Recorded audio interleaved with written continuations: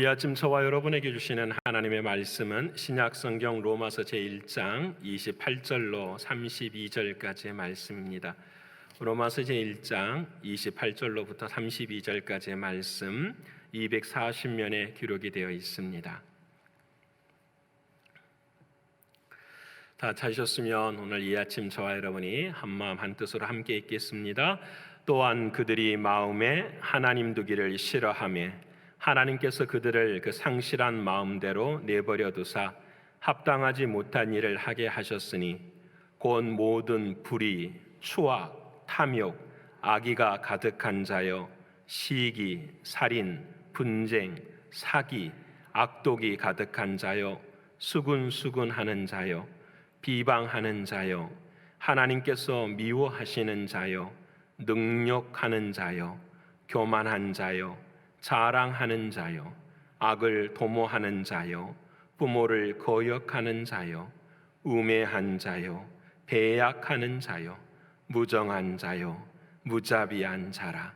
그들이 이 같은 일을 행하는 자는 사형에 해당한다고 하나님께서 정하심을 알고도 자기들만 행할 뿐 아니라 또한 그런 일을 행하는 자들을 옳다 하느니라. 아멘. 오늘 돌아가신 하나님의 말씀이 저와 여러분에게는 생명이 되고 마음이 될 줄을 분명히 믿습니다. 우리는 지난 로마서의 말씀을 함께 읽어가면서 한 가지의 주제를 생각하고 있습니다. 그것은 무엇이냐면 복음을 자랑스럽게 여기는가 아니면 복음을 부끄럽게 여기는가 하는 질문이었습니다. 사랑하는 여러분, 우리는 모두가 다 복음을 자랑스럽게 여기는 줄을 믿습니다. 복음을 자랑스럽게 여기기 때문에 오늘 이 아침에도 저와 여러분은 주님 앞에 나와 예배하는 줄을 믿습니다. 하지만 자랑스럽게 여기지 못하는 이들이 있습니다. 그들을 향하여 하나님은 내버려둔 자, 다시 말씀하면 버리운 자라고 말씀을 하고 계십니다. 그들의 특징이 있었습니다. 마음의 정욕에 더러움에 내버려둔 모습이 있었습니다. 부끄러운 욕심에 내버려둔 모습도 있었고 하나님의 마음을 자기의 중심에 두지 않는, 하나님을 자신의 주인으로 삼지 않는 상실한 마음의 삶을 살아가는 인생이라 말씀하셨습니다. 사랑하는 여러분, 너무너무 소중하고 귀하고 또 우리에게는 떨림을 주는 그런 말씀입니다. 저와 여러분 모두가 다 지금 이 아침 상실한 마음대로 살아가는지 아니면은 주님이 주인 되어진 확고한 마음을 가지고 살아가는지 오늘 저와 여러분에게 주님은 묻고 계십니다. 상실이라는 단어를 생각할 때에 아주 오래전에 읽었던 한 책이 있었습니다. 무라카미 하루키가 지은 상실의 시대라고 하는 책입니다. 세계적으로는 주목을 받지 못했지만 한국에서는 굉장한 주목을 받았던 그런 책입니다. 그 책은 사실 내용이 별로 없습니다. 청년들의 일상을 그린 것이었습니다. 근데 그 청년들의 일상의 내용이 무엇이냐면 마치 성경에 기록된 것과 동일했습니다. 마음에 더러움이 있었고요, 부끄러운 욕심에 따라 살고요, 하나님을 마음의 주인으로 두지 못하는 청년들의 일탈을 그려놓은 것이 바로 상실의 시대라는 책이었습니다. 이 상실의 시대라고 하는 이 제목이 사실은 어디에서부터 왔냐면 노르웨이언 우드라고 하는, 노르웨이 숲이라고 하는 노래에서 시작이 됐습니다. 근데 그 노래를 누가 불렀냐면 저와 여러분이 잘 아시는 비틀즈라는 그룹이 노래를 불렀습니다.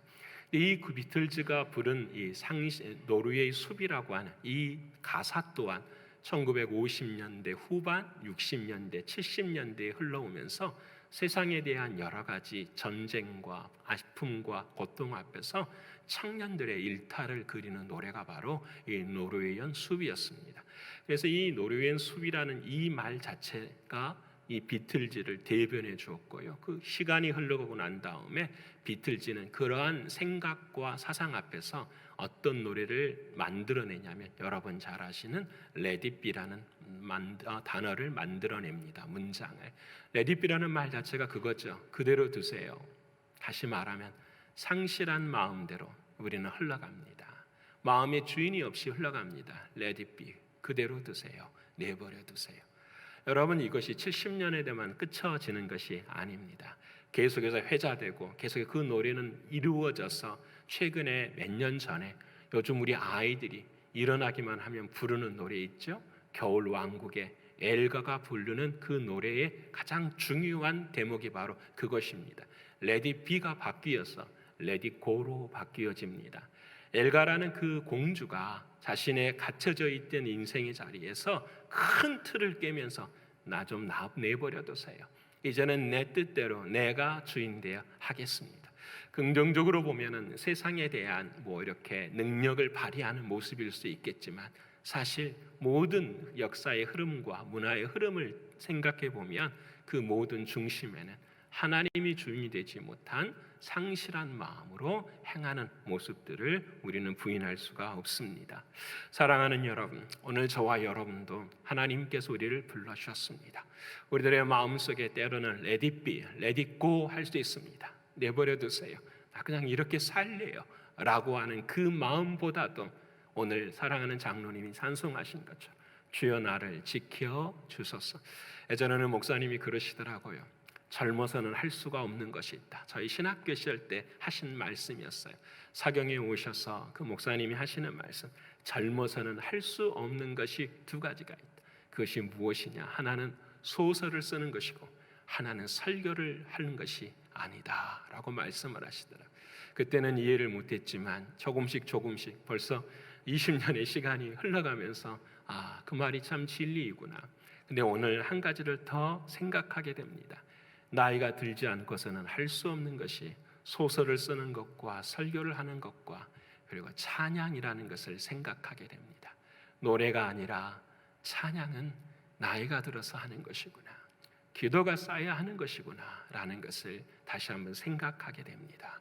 사랑하는 여러분, 우리의 인생에 Let it be, Let it go, 그냥 그냥 흘러가는 것, 이것이 아니라 하나님의 사랑하는 주님의 주인 되심을 마음에 붙들고 살아가는 상실의 시대가 아니라 의미의 시대를 살아가는 저와 여러분의 신앙이 되기를 원합니다. 세상이 그렇게 막 진동하고 세상이 그렇게 흘러갈 때에 이 기독교에서 한 성인과 같은, 성인이라는 말은 죄송합니다, 한 기독교의 사상가가 나오는데 그 사람이 누구냐면 바로 C.S. 루이스라는 사람입니다. 이 C.S. 루이스라는 사람이 자기 아내의 죽음 앞에서 인간의 문제를 하나님 앞에 묻기 시작합니다. 그래서 그가 쓴 책의 제목의 하나가 고통의 문제였습니다. 하나님 우리를 사랑하십니다. 하나님은 우리를 자녀 삼으셨습니다. 근데 왜 우리에게 하나님 고통은 주어져야 하는 것입니까? 자기의 인생에도 삶의 자리 속에서도 이룰 수 없는 고통 앞에서 괴로워하고 심지어는 정말 절망하는 그 자리에서 그는 하나님을 만나게 되고 이렇게 이야기를 합니다. 나는 고통이 고통스럽지 않다고 주장하는 것은 아닙니다. 고통은 고통스럽습니다. 나는 오직 고난을 통하여 온전케 된다는 진부한 신앙이 틀리지 않았음을 보여주고 싶을 뿐입니다. 이야기합니다. 말이 좀 어렵지만 이런 책을 읽어보면 이런 내용이에요. 하나님은 나의 하나님이십니다. 근데 나에게는 고통이 있습니다. 근데 그 고통은 따로 떨어져서 오는 것이 아니라 하나님 안에 있습니다. 그러게 나는 하나님을 믿기 때문에 그 고통에 대한 의미가 반드시 있을 것이고 그 고통에 대한 능력도 하나님은 나에게 주실 것입니다. 그러게 그 고통을 통하여서 나는 하나님과의 관계가 더 깊어질 것입니다. 이것이 오늘 저와 여러분의 삶 가운데 때로는 상실과 의미가 부딪힐 때에 주시는 하나님의 음성이기도 합니다. 사랑하는 여러분, 하나님은 저와 여러분을 상실의 자리로 인도하지 않으십니다. 의미의 자리로, 명확하고 분명한 자리로 인도하십니다. 그 자리가 바로 오늘 예배의 자리고 하나님의 말씀의 자리입니다. 여러분, 오늘 우리가 본문의 말씀에 오늘 이렇게 이야기를 합니다. 하나님께 상실한 마음을 두고 내버려 둘 때에 우리의 삶 가운데는 이제 본문의 말씀이 중심이 됩니다.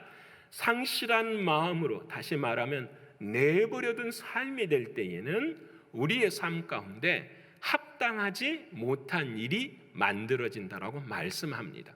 합당하지 못한 일이라는 말을 생각해 보면 이 말은 무슨 의미와 똑같냐면 죄의 의미와 똑같습니다.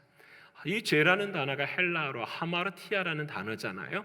어느 궁수가 우리 그 나라 같으면 양궁 선수가 화살을 시위에 걸어서 그 시위를 놓을 때에 화살이 날아가서 원하는 골드바에 맞춰주는 것, 이것이 하나님이 원하시는 인생이에요. 근데 사람이 시위에 날아간 그 화살이 그 관역에 맞지 않고 다른 곳에 맞는 것, 이것을 죄라고 이야기합니다.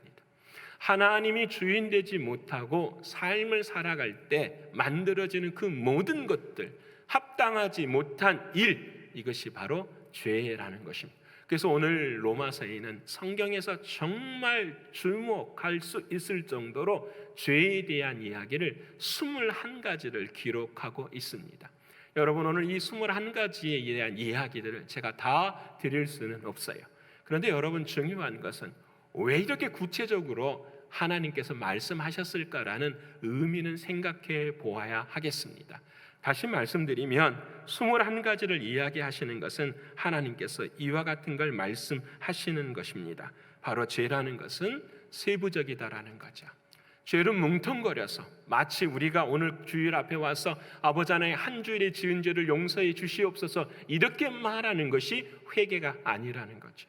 구체적으로 한 가지 한 가지 내가 회개하는 제목이 무엇인지, 내 삶의 죄가 하나님 앞에 상실된 마음으로 살아가는 죄가 무엇인지를 하나님은 우리에게 묻고 계시는 거죠.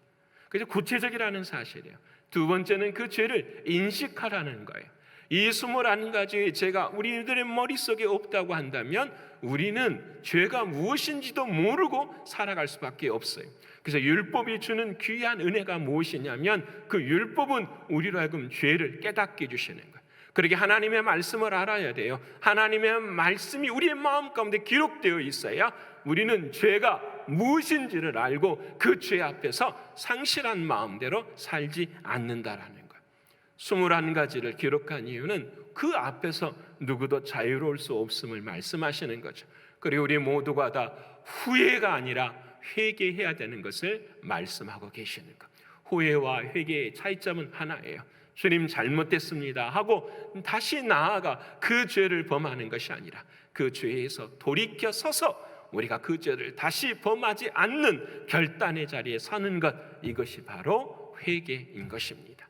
사랑하는 여러분, 오늘 저와 여러분이 21가지의 죄를 함께 나누는 이 모든 죄의 모습들을 기억하고 생각하십시다. 이것이 해결되지 않으면 우리의 신앙은 자랄 수 없습니다. 이것이 우리들의 삶 가운데 명확하게 인식되지 아니하면 우리는 거룩의 자리에 나아가는 것이 더딜 뿐입니다. 사랑하는 여러분, 오늘 이 아침 변화되기를 원합니다. 우리의 마음이 말씀이 심겨져서 정말 하나님 보시기에 우리 모두가 다 하나님의 생명의 열매를 맺힐 수 있는 우리가 되기를 원합니다. 그래서 오늘 이 21가지의 죄를 조금 분석해 보면 3가지의 카테고리로 나눌 수가 있어요. 첫 번째는 뭐냐면 죄가 인간의 내면으로부터 시작되어지는 죄가 있어요. 두 번째는 어떤 죄가 있냐면 공동체로 파급되어지는 죄가 있어요. 세 번째로는 어떤 죄의 카테고리가 있냐면 하나님께 대항하는 죄가 있어요. 여러분, 이것은 쉬운 것이 아니라 이 죄는 성장한다라는 것을 의미하는 거예요. 인간으로부터 시작해서 공동체에 흐르게 되고 그 공동체의 모든 사람이 죄 가운데 서면은 누구를 대항하게 되냐면 하나님을 대항한다는 사실을 우리에게 말씀해 주시는 것입니다. 여러분, 오늘 저와 여러분 모두가 다 이 3가지 큰 카테고리 앞에서 한 가지 한 가지를 생각하는 우리가 되기를 원합니다. 그래서 오늘은 설교 중에 기도를 2번을 하게 될 것입니다. 마지막 기도만. 그래서 이 모든 죄 앞에서 우리가 잠시 30초라도 회개의 기도를 드리고 우리들의 마음과 머릿속에서 이 죄들을 인식할 수 있는 우리가 되기를 소원합니다. 첫 번째는 인간의 내면에 합당하지 못한 죄입니다. 오늘 본문의 말씀에 이렇게 말씀합니다. 불의와 추악과 탐욕과 악의가 가득합니다 라고 말을 합니다. 저도 죄인입니다. 불의가 있고 추악하고 탐욕하고 악의가 있습니다. 저도 죄인이기 때문에 이 지금 설교의 강단 앞에서 제가 마치 이렇게 단호하고 또렷하게 말씀드릴 수밖에 없는 것은 내가 또한 죄인이기 때문에 내 자신에게 주는 분명하고 명확한 말씀이기 때문인 것입니다. 그러게 여러분, 저와 여러분이 오늘 하나님의 말씀을 들을 때 모두가 다 죄인이라는 죄 앞에서의 우리들의 모습을 돌아보기를 원합니다. 여러분, 불의와 추악과 탐욕과 악이라고 합니다. 이것이 인간의 내면에서 나오는 죄들입니다. 불의라는 것은 우리가 함께 나누었습니다. 성경에서 불의는 하나뿐입니다. 자기의 의가 불의입니다. 하나님의 의가 아니라 자기의 의가 불의입니다. 자기의 의라는 것은 다른 것이 아니에요. 내가 주인 되어 사는 것이에요. 참 어려운 말이에요. 목사님, 내가 주인 되어 산다라는 말이 무엇입니까? 라는 질문 앞에서 정말 어렵지만 우리는 쉽게 생각할 수 있어요. 무엇을 행하든지 그 끝의 결론은 누구를 위한 것이냐? 나를 위한 것이면은 이것은 자기의 불의예요. 하지만 하나님을 위한 것이라면은 그것은 하나님의 의예요. 근데 여기에 아주 놀라운 사탄의 계략이 있어요. 하나님의 의가 드러나는 것 같지만 그 속에 누구의 의가 포함되어 있냐면 자기의 의가 포함이 되어 있어요. 그래서 자기의 의와 하나님의 의를 구분하는 길은 딱 하나뿐이에요. 십자가예요. 그 십자가는 내가 죽음의 자리가 십자가인 거예요. 그러니까 여러분, 오늘 저와 여러분의 삶의 모든 판단과 생각과 행위가 이 불의에서 나온, 이 불의가 나의 의로 시작이 된다면 반드시 뭐가 나오냐면 추악해지기 시작해요. 내 자신의 모습을 지켜야 되기 때문에 타락한 인간으로부터 나오는 이기 때문에 추악해지기 시작해요. 그 추악을 감추기 위해서는 무슨 일이 생기냐면 탐욕이 마음 가운데 들어오기 시작해요. 결국은 그 탐욕을 위해서 뭘 갖게 되냐면 악한 의도를 가질 수밖에 없고 행할 수밖에 없게 되는 거예요. 여러분, 이 일에 대한 대명사가 누굴까요? 바로 성경에서 다윗을 찾아볼 수가 있어요. 다윗은 왕이었습니다. 여러분, 그 왕의 자리가 하나님의 의였음에도 불구하고 그는 자기 의로 생각을 했어요. 그 순간 그의 마음 가운데는 뭐가 들으냐? 추악한 마음이 들기 시작하는 거예요. 그래서 결국은 밧세바를 간음하게 됩니다. 그 밧세바를 간음할 뿐만 아니라 그 여인을 자신의 부인으로 삼고자 하는 탐욕의 마음이 들고, 그 탐욕의 마음이 내 마음에 생기니까 그 사랑하는 남편을 죽여야 되는 악한 의도까지 펼쳐지는 것이 바로 다윗의 모습이에요. 사랑하는 여러분, 너무너무 중요한 것은 다윗은 믿음으로 골리앗을 이긴 사람입니다. 다윗은 믿음으로 골리앗을 이긴 사람이에요. 근데 그 다윗도 여러분 이 죄 가운데 사요. 그렇게 여러분, 죄라는 것은, 우리의 신앙이라는 것은 됐다 할 데가 없는 것입니다. 사단은 언제나 우리들의 마음 가운데 공격합니다. 오늘 이 순간도 마찬가지고 삶의 자리 속에 다 마찬가지. 그래서 다윗의 죄를 살펴보면은 십계명을 다 범했어요. 여러분, 위로 첫째부터 네 번째 십계명은 당연히 범한 거고요. 자기의 의였으니까. 두 번째로는 살인하지 말라, 간음하지 말라, 도적질하지 말라, 거짓 증거하지 말, 전부 다 범.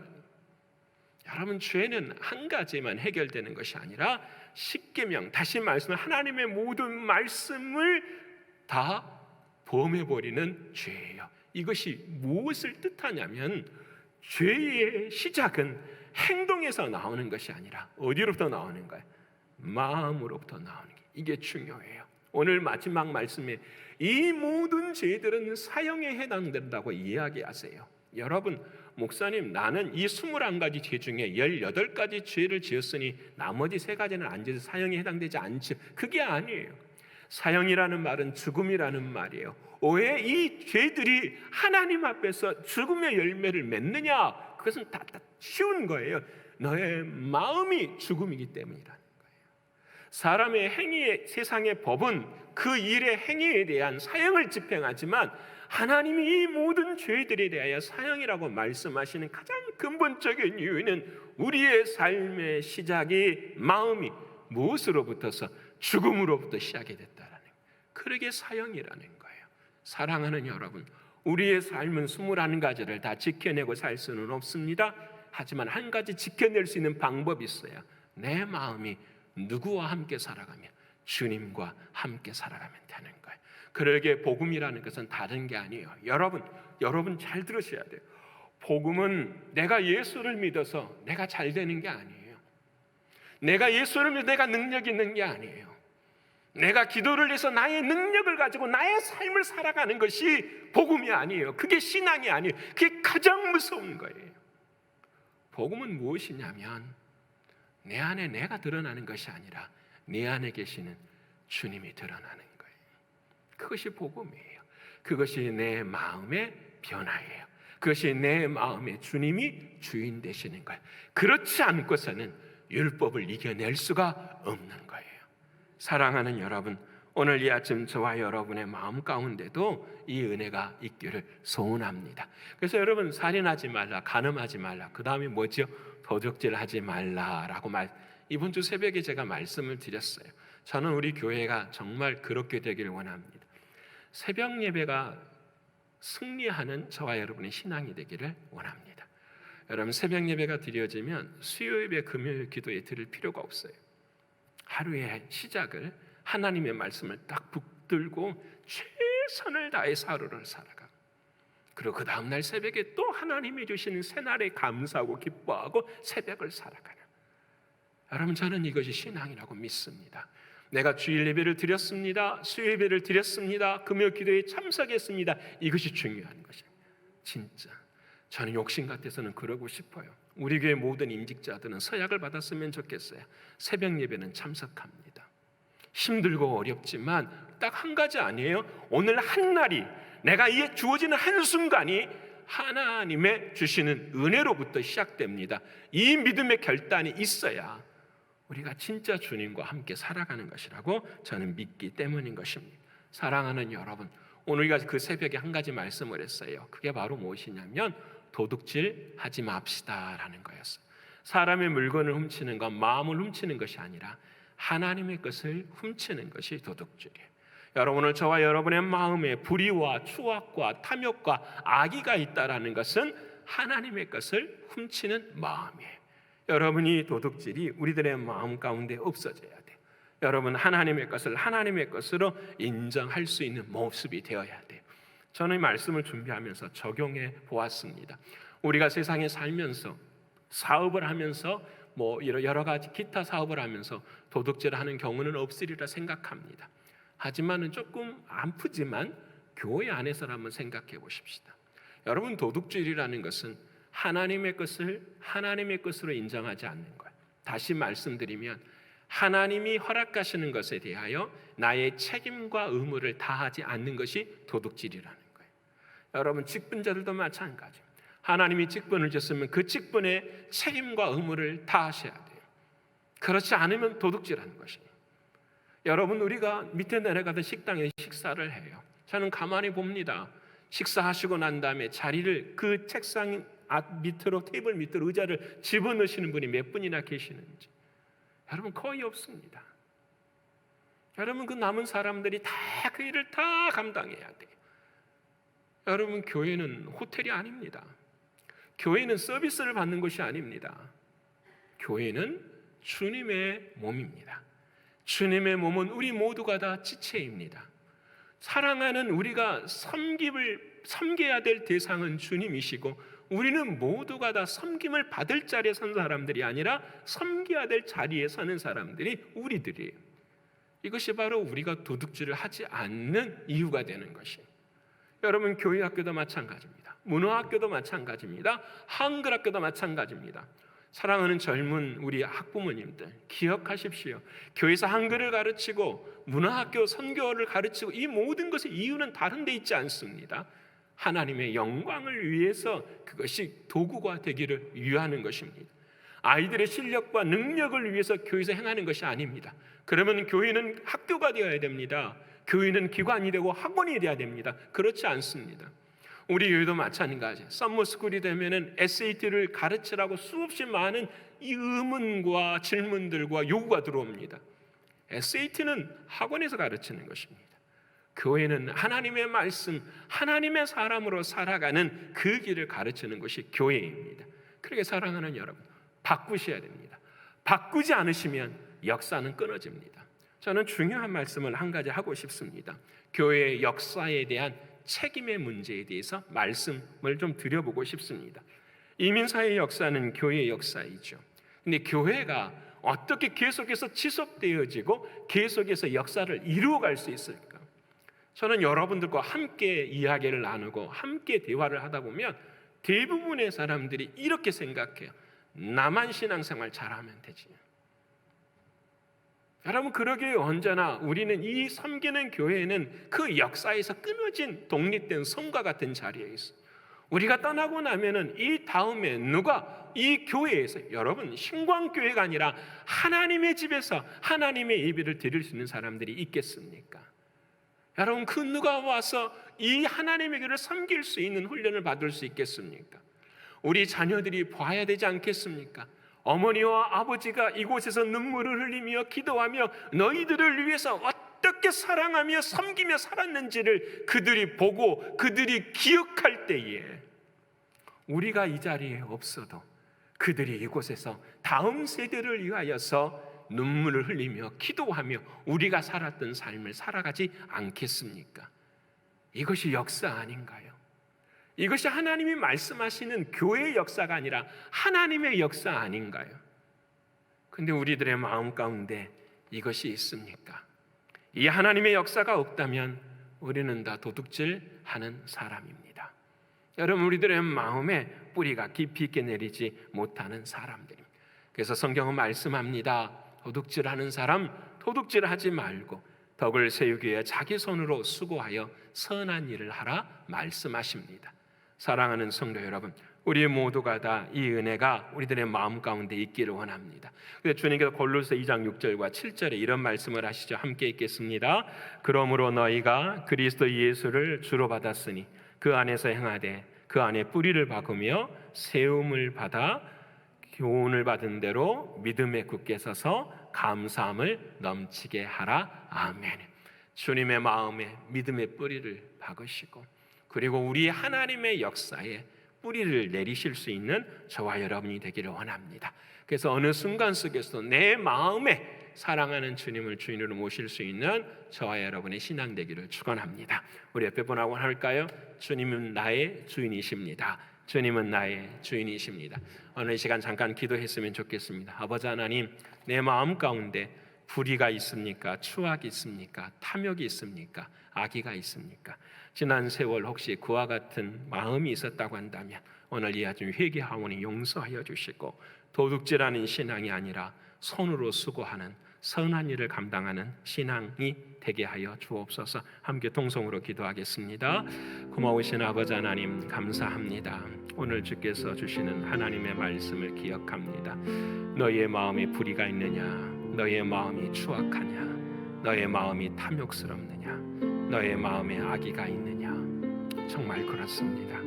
아버지 하나님, 언제나 내 자신이 살아있고 내 자신이 주인이 될 때에 늘 이 마음이 소용돌이치고 지금도 흔들리고 있는 것을 보게 됩니다.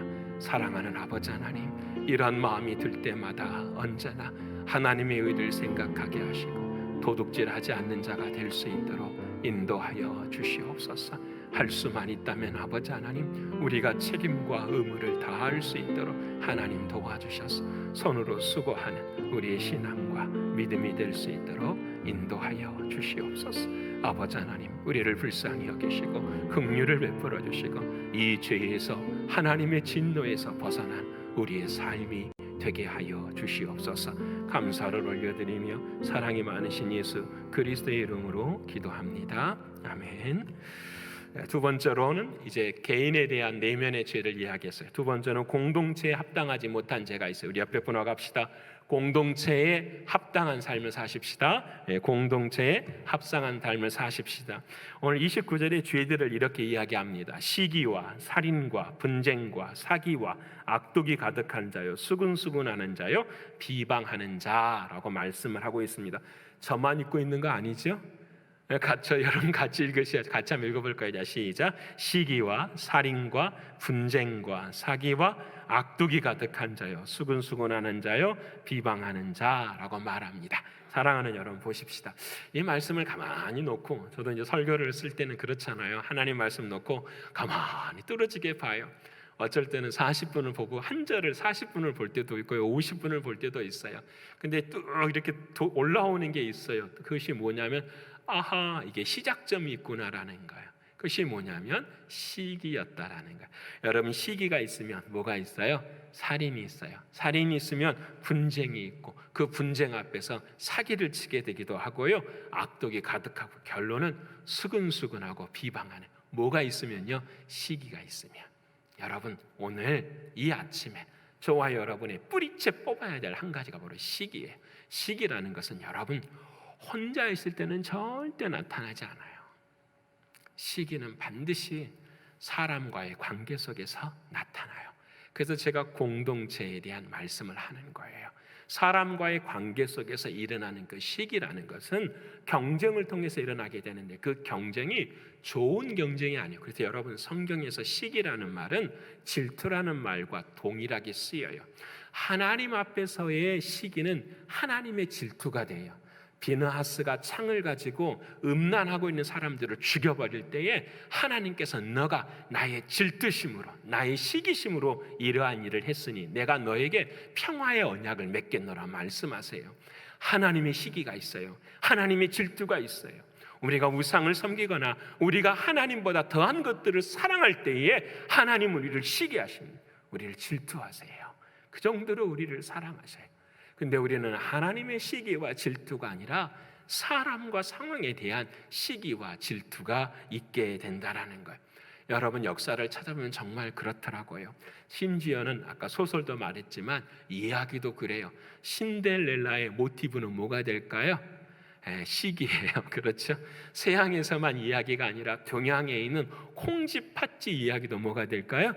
시기에서 나오는, 모든 문학의, 세상의 모든 문학의 다 시기심에서 나옵니다. 그래서 찾아봐요. 왜 시기일까? 정말 그렇더라고요. 성경의 말씀을 해볼게요. 아담과 하와도 첫 번째 죄를 짓는 게 뭐였어요? 시기였어요. 자기가 누구처럼 되고 싶어서요? 하나님처럼 되고 싶어서요. 오늘 장로님이 기도하시는 아벨의 기도, 아벨의 제사, 가인과 아벨도 그 마음의 모티브가 뭐예요? 시기예요. 에서와 야곱이 있어요. 야곱이 누구를 시기하죠? 에서를 시기해요. 저가 가지고 있는 장자권 내가 가져야 돼. 그래서 거짓말하고 속임수하고 전부 시기의 삶을 살아가요. 여러분, 요셉과 형제들이 요셉을 파는 것도 전부 다 뭐예요? 시기예요. 여러분, 구약 성경만 아니요. 다윗과 사울도 어떻게 해요? 사울은 평생 다윗을 뭐예요? 시기예요. 전부 시기예요. 여러분, 예수님의 제자인 사람들도 그래요. 베드로와 요한도 뭐예요? 야고보와 요한도 어떻게 시기해요. 다른 모든 제자들 앞에서 전부 다 시기와 시기가 일어나는 거예요. 여러분, 시기라는 것은 무엇이냐면, 자, 내 마음이, 이렇게 설명을 할까요? 내 마음이 안정스러울 때가 있어요. 그럼 시기가 없어요. 사실 그래요. 여러분, 우리들의 마음이 시기가 생기는 이유는 뭐하기 때문에 그렇죠? 불안정하기 때문에 그래요. 불안하기 때문에. 여러분, 하나님의 말씀이 내 안에 세상보다 크면은 시기가 없어요. 그런데 세상이 하나님보다 클 때에 시기가 생기기 시작해요. 왜 그러냐면, 저 사람이 가지고 있는 것을 누구도 가져야 돼요. 나도 가져야 돼요. 그래야 내 마음이 뭘 누리기 때문에요? 평안을 누리기 때문에. 진짜 평안이 오지 않아요. 근데도 해야 돼요. 누가 무엇을 먹는다면은 그냥 남이 하여튼 그러십시다.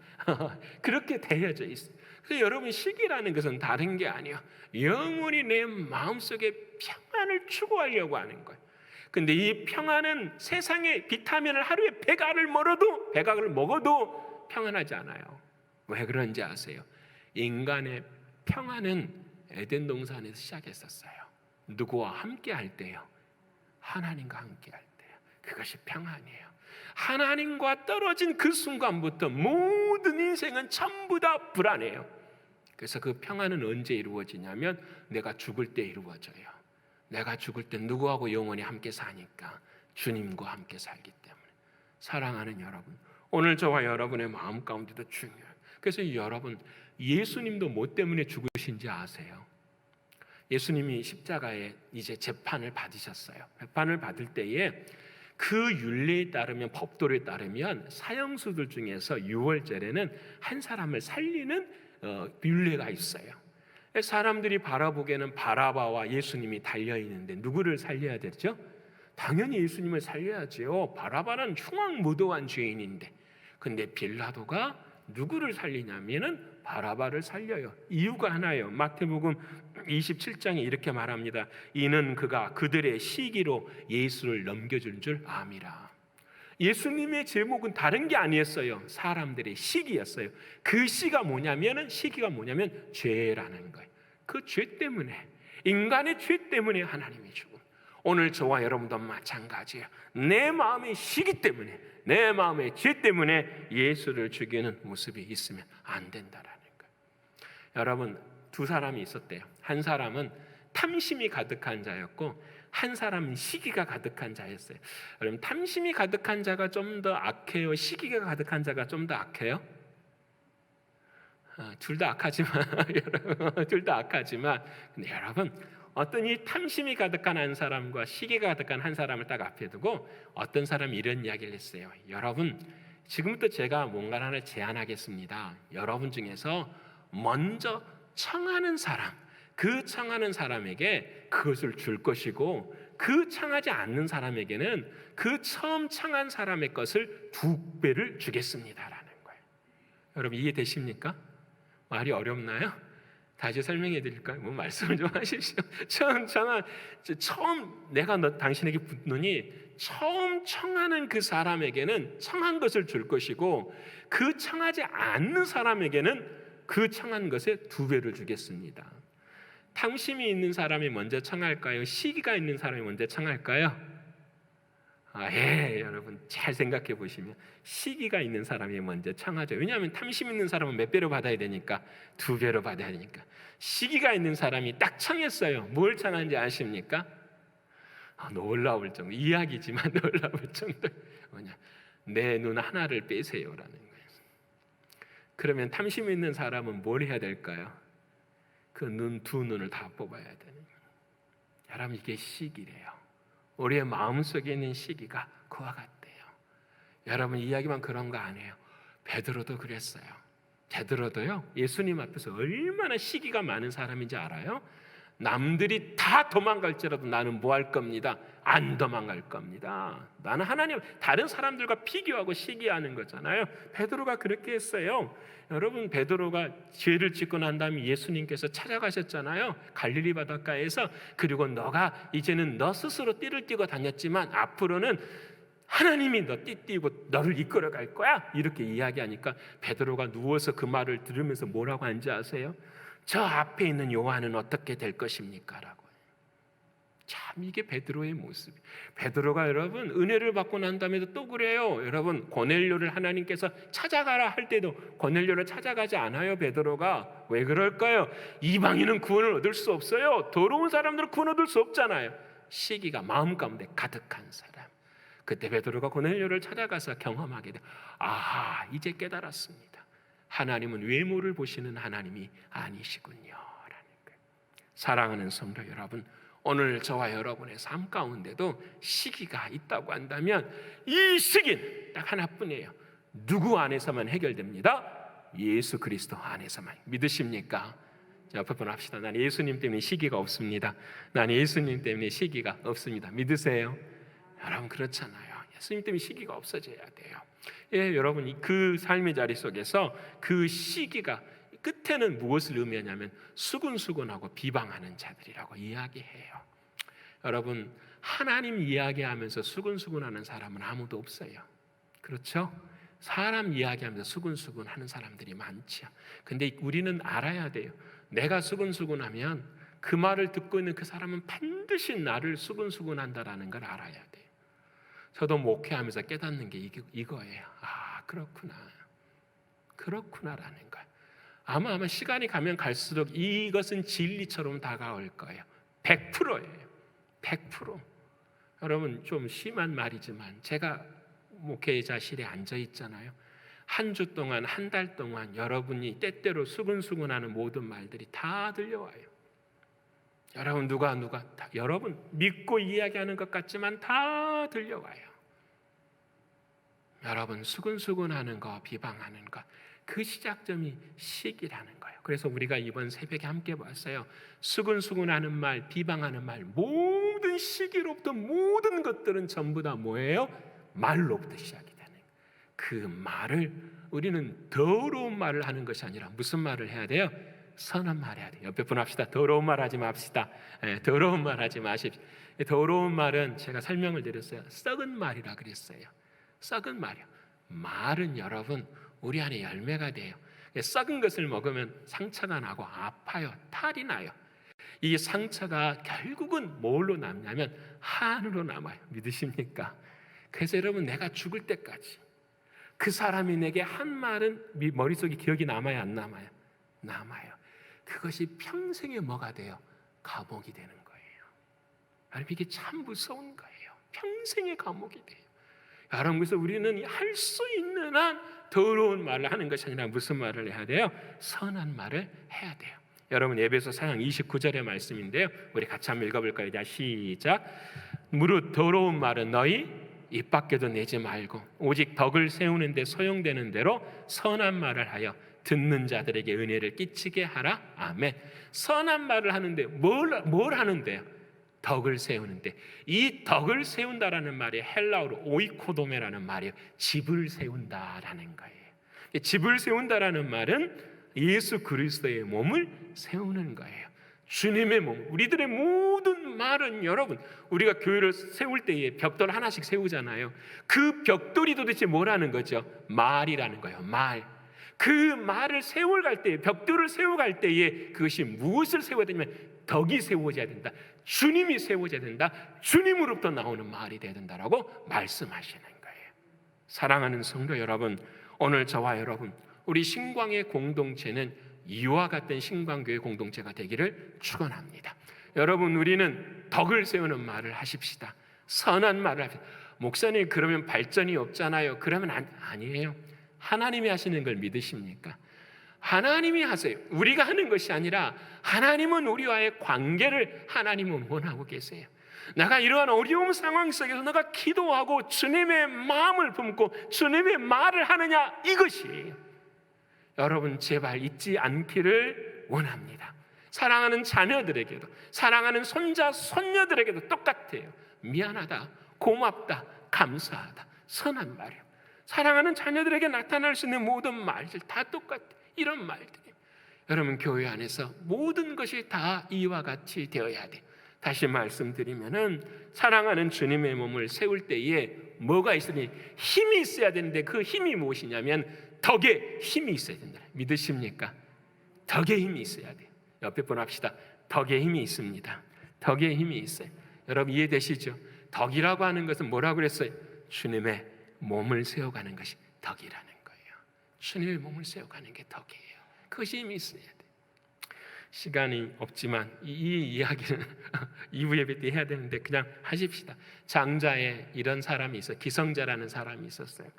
왕 앞에 섰는데 왕이 뭘 좋아하냐면은 투견을 엄청 좋아. 투개를 좋아해요. 투개. 닭을 훈련시켜가지고 닭싸움하는 걸 그렇게 좋아하는 거예요. 그래서 좋은 닭 한 마리를 가져다가 한 사람한테 훈련을 시켰어요. 훈련을 시킨 다음에 10일이 지나고 난 다음에 물었어요. 이제 씨름장에 내보내도 되겠느냐? 그랬더니 그 사람이 이렇게 말을 해요. 아직 허세를 부리며 제 기운만 믿고 있습니다. 참 중요한 이야기예요. 제 허세를 믿고 기운만 믿고 있습니다. 그러자 또 10일이 또 지났어요. 왕이 그 사람을 불러다 말합니다. 또 싸움터에 나갈 수 있겠느냐? 그랬더니 이 사람이 말합니다. 안 됩니다. 아직 다른 닭의 소리를 듣거나 모습만 보아도 덤벼듭니다. 이렇게 이야기를 하는 거예요. 세 번째로 또 열흘이 지났습니다. 그리고 난 다음에 왕이 또 묻습니다. 되었느냐? 이 사람이 말하면 아직도 안 되었습니다. 아직도 상대를 노려보며 기운이 성합니다. 이렇게 이야기를 합니다. 40일이 다 지나고 나고 난 다음에 열흘이 지나 묻습니다. 되었느냐? 이제 거의 되었습니다. 그 사람의 말이 무엇인가 한번 들어보십시오. 다른 닭이 울어도 아무런 태도의 변화가 없습니다. 마치 멀리 보면 나무로 만든 닭처럼 보입니다. 승리는 싸움에 있는 것이 아니라 덕에 있는 것입니다. 아까 제가 말씀드렸습니다. 신앙의 승리는 나의 능력이 아니라 내 안에서 누가 드러나는 거예요? 주님이 드러나는 거예요. 오해하지 마세요. 신비한 능력을 이야기하는 것이 아니에요. 내가 죽음으로 주님이 일어나시는 거예요. 이것이 교회예요. 여러분, 이 삶이 될 때에 가정이 살아요. 여러분, 이것이 될 때에 가정의 관계가 화목을 이룰 수밖에 없어요. 내가 살면 안 되는 거예요. 닭처럼 싸울 수밖에 없는 거예요. 사랑하는 성도 여러분, 오늘 저와 여러분 모두가 다 시기에서 벗어나실 수 있기를 축원합니다. 시기에서 벗어나는 것은 말에서 선한 말을 할 수 있는 사람. 우리 모두가 다 부족합니다. 하지만 오늘부터 1일이 되어서 하나님 만나는 사람마다 어떤 말이 들려서 나는 뭐 하겠습니다? 선한 말 하겠습니다. 믿음으로 고백하시는 우리가 되기를 축원합니다. 두 번째 끝났으니까 잠깐 기도할까요? 하나님, 시기에서 벗어나는 내 인생이 되게 하여 주옵소서. 수근수근하고 비방하는 자리에 서지 않는 우리가 되게 하여 주옵소서. 더러운 말을 하지 아니하고 선한 말을 감당하는 우리가 되게 해 주옵소서. 우리 통성으로 함께 기도하겠습니다. 고마우신 아버지 하나님, 우리는 모두가 다 죄인입니다. 지난 세월들 생각해보면 수근수근하고 비방한 모든 것들이 우리의 시기 가운데 있었음을 고백합니다. 존귀하신 아버지 하나님, 용서해 주시고 하나님의 크신 은혜와 하나님의 크신 사랑으로 우리를 이 시간 주님의 십자가의 보혈로 정결케 하여 주시옵소서. 존귀하신 주님, 이후로는 아버지 하나님 더러운 말 하지 않겠습니다. 시기가 가득한 말, 악의가 가득한 말, 살인과 분쟁과 사기가 있는 그런 말은 하지 않도록 하겠습니다. 아버지 하나님 도와주셔서 우리들의 말이 선한 말이 될 수 있도록 도와주셔서 덕을 세울 수 있는 우리 모두가 될 수 있도록 인도하여 주시옵소서. 하나님의 은혜와 하나님의 사랑에 감사를 드리며 사랑이 많으신 예수님의 이름으로 기도합니다. 아멘. 이제 마지막으로는 이제 하나님께 합당한 말입니다. 5분만 할게요. 마지막으로는 하나님 앞에 합당하지 못한 죄가 있어요. 그게 30절과 31절인데요. 우리 같이 한번 30절과 31절의 말씀을 한번 읽어볼까요? 자, 시작. 하나님께서 30절과 31절 시작. 비방하는 자요, 하나님께서는 미워하시는 자요, 능력하시는 자요, 교만한 자요, 자랑하는 자요, 도모하고 부모를 거역하고 우매하고 배약하고 무정하고 무자비한 자라 말합니다. 자, 보세요. 이 모든 것의 하나는 딱 하나예요. 하나님이 미워하시는 자, 이 말의 원뜻은 하나님을 미워하는 자래요. 이 모든 일들의 마지막은 누구를 대항하는 거죠? 하나님을 대항하는 거예요. 하나님의 은혜를 무시하는 거예요. 하나님의 질서를 무시하는 거예요. 하나님의 복음을 무시하는 거예요. 사랑하는 여러분, 죄의 모든 끝은 어디에 들어있어요? 하나님을 대항하는 자리에 들어있는 거예요. 세상에서 가장 어리석은 자가 어떤 자인가요? 시편의 말씀처럼 하나님이 없다 하는 자예요.